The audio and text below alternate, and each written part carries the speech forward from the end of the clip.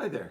Wanted to show you Saddle Rider's lineup of endpin tips for people who want to make their own endpins or experiment replacing tips on existing endpins.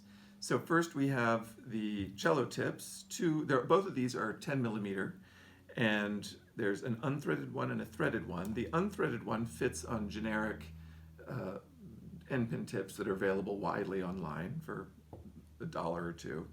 And the threaded one can fit the Saddle Rider non-slip rubber ball, the threaded rubber ball that is basically a rock stop replacement. This is a high grip rubber ball that grabs the floor and you don't need to use a rock stop with it. Now, they're both for 10 millimeter rods. The base tips are 10 millimeter and 1/2 inch.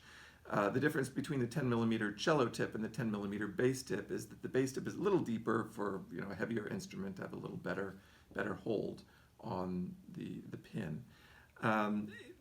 In addition to using these non-slip rubber balls, you can also, on any of the threaded tips, you can use just the Delrin insert. And when you do this, a lot of bass players like crutch tips, and the furniture tips that they can get from pharmacies or hardware stores. And then you can put any standard 3/4 inch crutch tip onto that Delrin insert and screw it on nicely to any of these threaded tips. So that's an option. It doesn't grip quite as well as the rubber ball. It doesn't, not closest to as well as the rubber ball, but a lot of bass players do like these crutch tips. In addition, a standard New Harmony brand rubber cello tip does fit on these threaded endpin tips for people who have these or like that particular design. So when you're gluing it onto the tip, to glue an endpin tip onto a rod, you use superglue and you put a few drops around the inside of the endpin tip. You push it on, hold it for a minute or so, and then you can let go. It's going to dry completely in an hour or two, or certainly overnight, and then you've got a rock solid endpin. Now, if there's one thing to keep in mind, sometimes the fit is a little firm because different manufacturers do have slightly different variations as to exactly how big, whether their 10 millimeter endpin rods are 9.99 or 10 millimeter exactly or 9.96.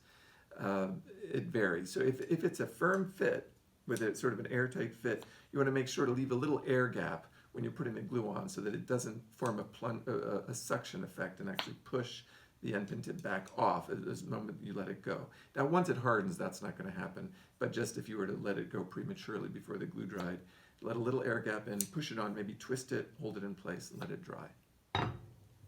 So this enables you to use a lot of these commonly available materials. This is Pultruded Carbon Fiber rod, strong and light, sounds great. This is aluminum. You can get different kinds of aluminum. 6000 series sounds great. It's very cheap, costs maybe $4 or $5 for the length of an endpin. You can get woven carbon fiber, which is a little more flexible than a standard pultruded carbon fiber. It's a sweet sound. I find it's a little too flexible. I prefer the solid, but some people really like the sweet sound of the woven carbon fiber.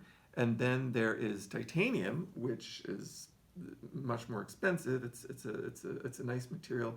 It's not as light as you would think. If you pick up a solid titanium rod, it's probably twice as heavy, or almost twice as heavy, as an aluminum rod or a carbon fiber rod, which is lighter still.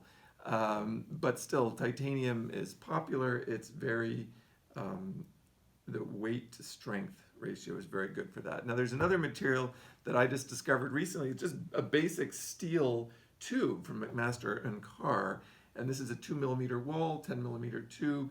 They're stiff, they're light, they sound great. I actually have been choosing it over any of these others in the last couple of weeks on my cello. I find it sounds very nice.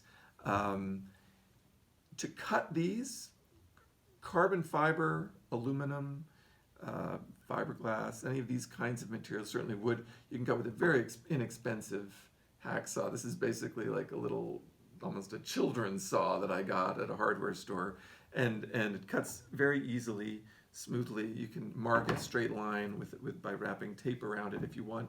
When it's done, you might need to take it against a grindstone or a file. These are handy. This is a cobalt grindstone, $7 or so at Lowe's, $6.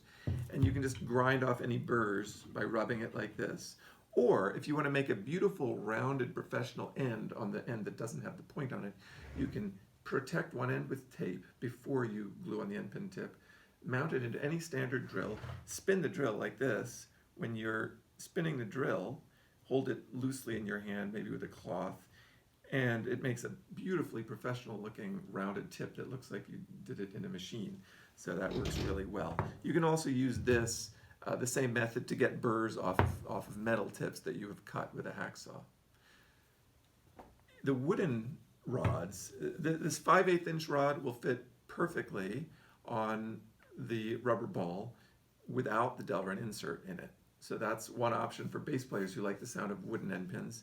The 5/8 inch is strong, but has a little bit of flex to it. If you want something that's a little stiffer, the 3/4 inch will also stretch onto this. You have to push quite hard, twist it on, and when you do, once you push that all the way down, it's almost a permanent hold. It's very hard to get off. But that is a very strong end pin. Of course, you would need a custom mount or a little bit of special machining to fit it into your bass. But these are inexpensive and great sounding. A lot of bassists really enjoy them. So have fun experimenting and let me know how it goes.